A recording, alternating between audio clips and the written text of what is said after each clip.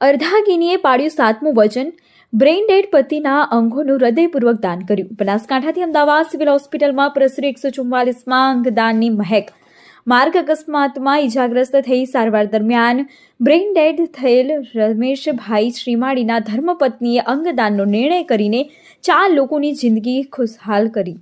મા અંબાની ધન્યધરા બનાસકાંઠાથી આ વખતે અમદાવાદ સિવિલ હોસ્પિટલમાં 144માં અંગદાનની મહેક પ્રસરી છે.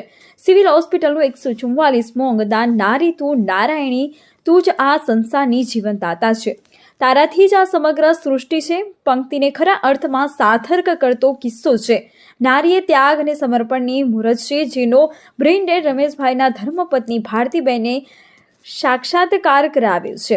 સમગ્ર વિગતો એવી છે કે બનાસકાંઠાના કાંકરેજ તાલુકામાં રાનેર ગામના રહેવાસી અને ગાંધીધામ કચ્છમાં કામ અર્થે રહેતા રમેશભાઈ શ્રીમાળીને ગાંધીધામ ખાતે બાઇક સ્લીપ થઈ જતા માથાના ભાગે ગંભીર ઇજાઓ થઈ.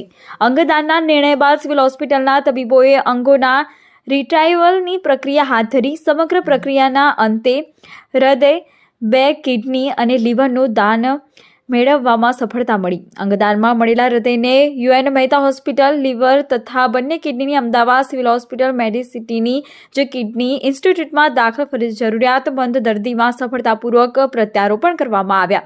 આજે તેમના નિવાસસ્થાને રૂબરૂ જઈ તેમના પરિવારજનોને સાંત્વના પાઠવી. કાંકરેજ તાલુકા ભાજપ પ્રમુખ ઈશ્વરભાઈ પટેલ સાહેબ, કાંકરેજ તાલુકા ભાજપ મહામંત્રી ઈશુભા વાઘેલા અને રાનેરના પૂર્વ સરપંચ મેતુભા